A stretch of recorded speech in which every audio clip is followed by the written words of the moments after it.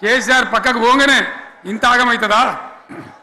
ఇంకో మాట నేను అడుగుతా ఉన్నా, కరెంటును 35 ఏళ్ళు బాధపడ్డాం, నా బావి కాడ కూడా మోటార్లు కాలిని.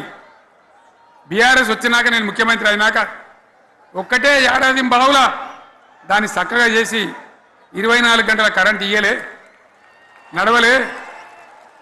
రెప్పపాటు కూడా కరెంటు పోకుండా 24 గంటల కరెంటు తేలేదా? మరి మా అంత సిపాయి లేరంటే కేసీఆర్ మంచిగా ఇచ్చిన కరెంటు మీకెందుకు ఇయ్యే శాతం అయితే లేదు అని చెప్పి నేను అడుగుతా ఉన్నా.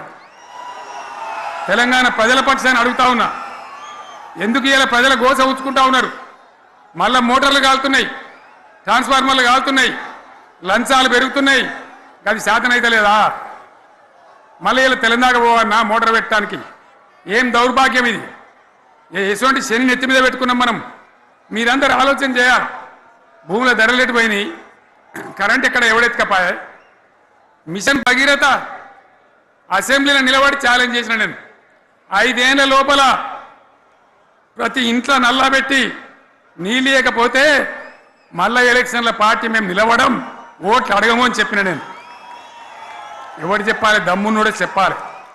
చేసి చూపించినాం, నడిపించినాం, ప్రతి ఇంట్లో నల్లా పెట్టినాం. కృష్ణా గోదావరి నీళ్లు తెచ్చి ప్రతి ఇంటి ముందర దుంకిచ్చినాం. అది మీరందరూ దానికి సాక్ష్యం. ఇలాగా మంచినీళ్ళు కట్నే ఇల్లు పెట్టిన పోయి ఉన్న పథకం కేసీఆర్ హయాంలోనే అయిపోయింది. ఇంకా మంచినీళ్ళు కూడా ఏ శాతం అయితే లేదా? మేము ఇంత సిపాయిలం అంత సిపాయిలం అని ఎగిరెగిరి దుంకితే మాట్లాడితే మంచినీళ్ళు ఇచ్చే కూడా శాతం అయితే లేదా? మంచినీళ్ళు పోతాయి, కరెంటు పోతుంది, వడ్లు కొనే దిక్కు లేదు. వడ్లు కొంటాను రా, కళ్ళాల కాడ 15 రోజులు వడ్లు కొనే దిక్కు లేదు, అడిగే దిక్కు లేదు. సర్కారు కొనకపోతే దిక్కుమాలని దేవుడా అని ప్రైవేట్ మిల్లర్లకు అమ్ముకుంటున్నాం. మళ్ళీ అక్కడ దళారీలు, అక్కడ దోపిడీ, మళ్ళీ రైతాంగం దోపిడీకి గురవుతున్నది. మళ్ళీ 2014 కంటే ముందటి పరిస్థితులు వస్తూ ఉన్నాయి. ఆ విధంగా ఎందుకు జరుగుతూ ఉంది? ఇది ఎవరి అసమర్థత? కాంగ్రెస్ ప్రభుత్వం యొక్క అసమర్థత కాదా? ఈ కాంగ్రెస్ కాటేయడం కాదా? నేను ఒక్కటే మాట మిమ్మల్ని కోరుతా ఉన్నా, ప్రజలకు నేను అడుగుతా ఉన్నా. పేదలు గుడిసెలు వేసుకుంటారు, ప్రభుత్వ జాగాలలో పాపం తెలిసి తెలియక కొన్ని వేసుకుంటారు. బీఆర్ఎస్ గవర్నమెంట్లో హైదరాబాద్తో సహా వరంగల్తో సహా అనేక పట్టణాలలో అనేక ప్రాంతాలలో రాష్ట్ర వ్యాప్తంగా లక్షలాది మందికి మేము పట్టాలు ఇచ్చినాం. బుల్డోజర్లు పెట్టి జేసీబీలు పెట్టి మేము చెరువులలో పూడికెళ్ళి తీస్తే వీళ్ళేమో హైడ్రా అని మన బొందా అని పెట్టి పేదల ఇండ్లు కూడా కొడతా ఉన్నారు. ఆనాడు చెరువు పూడికెళ్ళి తీసిన బుల్డోజర్లు ఇలా పేదల ఇండ్లు కూడా కొడతా ఉన్నాయి. ఇవన్నీ మనం చూస్తూ ఉన్నాం. చూసి మౌనంగా ఉందామా, కొట్లాడదామా, ఏం చేద్దాం అనేది మనం ఆలోచించే సమయం వచ్చింది.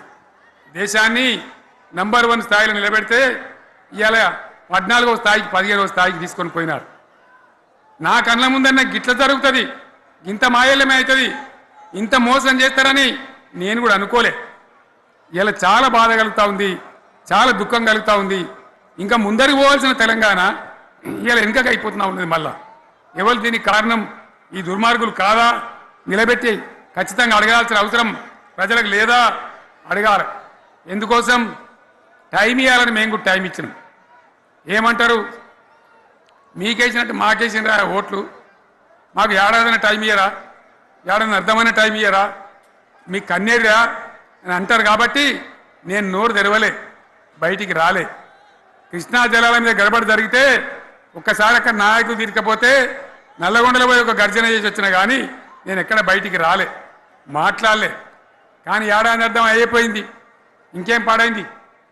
పువ్వు పుట్టంగానే పరిమళిస్తుంది అన్నట్టు ప్రభుత్వం కథ తెలియదా? ఇంకేమన్నా వీళ్ళకి టైం ఎక్కడిది? వీళ్ళు ఏం చేస్తారు? చివరి 6 నెలలు అయితే ఎలక్షన్ అయినాయి. వీనికి ఉన్న టైమే 2.5 ఏళ్ళు. ఈ 2.5 ఏళ్ళలో వీళ్ళు చేస్తారు, మనం బతికి ముందర పడతామా? అందుకోసం ప్రజానీకం, మేధావులు, తెలంగాణ ప్రజలు దయచేసి అందరూ ఆలోచన చేయాలి. ప్రతి వాళ్ళు కూడా ఆలోచన చేసి దీనికి పరిష్కారం ఏందో కనుక్కోవాలి. మేధావితో పనిచేయాలి, ఆవేశంతో కాదు. ఆవేశంతో మనం నినాదాలు ఇస్తే కాదు, ముళ్ళును ముళ్ళుతోనే తీయాల. యాడ ఒడగొట్టుకున్నామో గాన్నే వెతకాలి, ఎక్కడ జారిపోయిందో ఆన్నే మళ్ళీ దొరకబట్టాలి. ఆ నైపుణ్యం, ఆ స్థాయి ఇవాళ రావాలి.